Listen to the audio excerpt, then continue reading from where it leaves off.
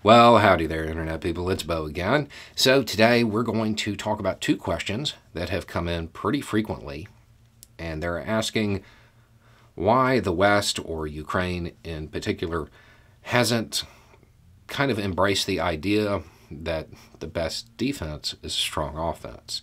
Why haven't they seized the initiative and gone after critical things? So we're just going to kind of go through them because with the frequency that these questions come in, they're probably being asked by a lot of people. Okay, so the first one is, why doesn't Ukraine just go after the pipelines and cut off Russia's economy themselves? First, I don't know that Ukraine actually has the capability to do that. That's way more complicated than you might think. The other side to that is, while economic warfare has definitely become accepted in this conflict, and it's within bounds, so to speak, to cut off Russia's cash flow like that, when they do that, at the same time, they would be harming economies in Europe that are very much funding the Ukrainian war effort right now. So it becomes a balancing question.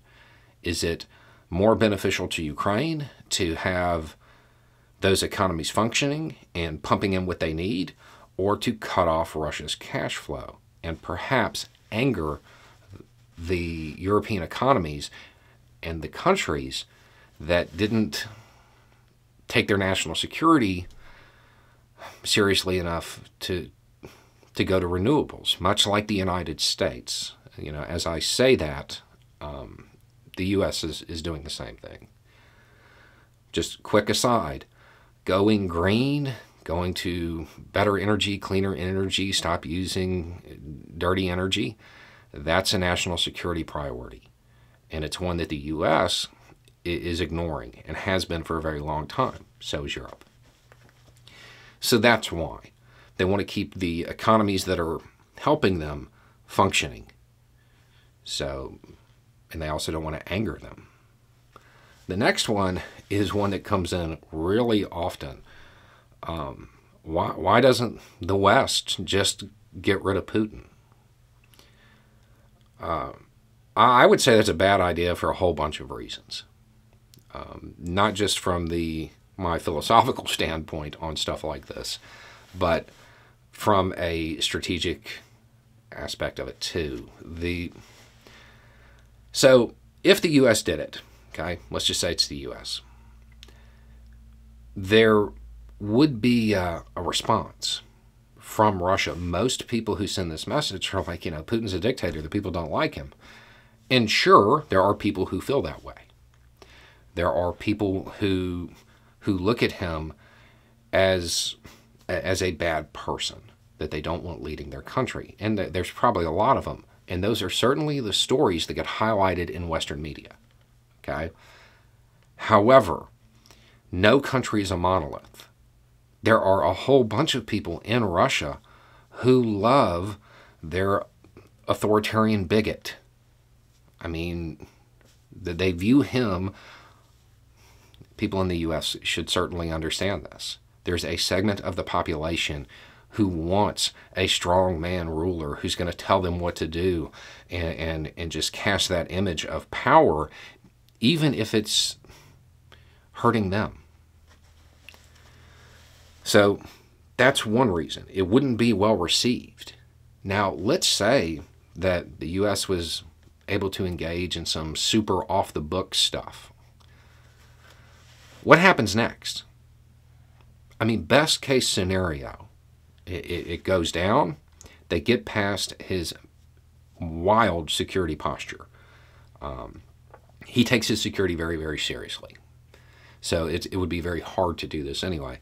But let's say they get past it, and they make it look like it originated from within Russia. So somebody else comes to power. Best case scenario is somebody who the U.S., the West, can't predict comes to power. What if they're worse? What if they're worse than Putin? And now they have an energized populace because of the loss of the previous head of state. That's not good.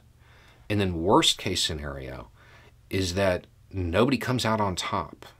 In that feud to take power after Putin is gone, nobody wins. Nobody comes out a clear victor, and fighting ensues, and it leads to the breakup of Russia. Now, from a Western perspective, having Russia weakened like that, that would be a good thing until you remember that strategic arsenal. Those nukes would then be in a whole bunch of different hands if that happened to Russia. It is better for the world for Russia to remain. Now, I personally would like to see somebody else in charge of it. However, that's something that Russia has to decide. The Russian people have to make that decision. If it's forced on them from outside, it will go bad. There's no way for that to go well. Even with the best planning and making it appear as though it was a patriotic effort from people inside Russia, it would probably still trigger a civil conflict there, which then runs the risk of having somebody worse come to power or breaking up the country and sending that arsenal all over the place. So that's a kind of a quick look at why those two things really aren't on the table. Although it's not like the U.S. has the same philosophical objections I do when it comes to removing a foreign head of state. That's pretty clear. But in this case, strategically, setting aside the moral aspects, it doesn't play out well down the road. So that's why it's off the table. Anyway, it's just a thought. Y'all have a good day.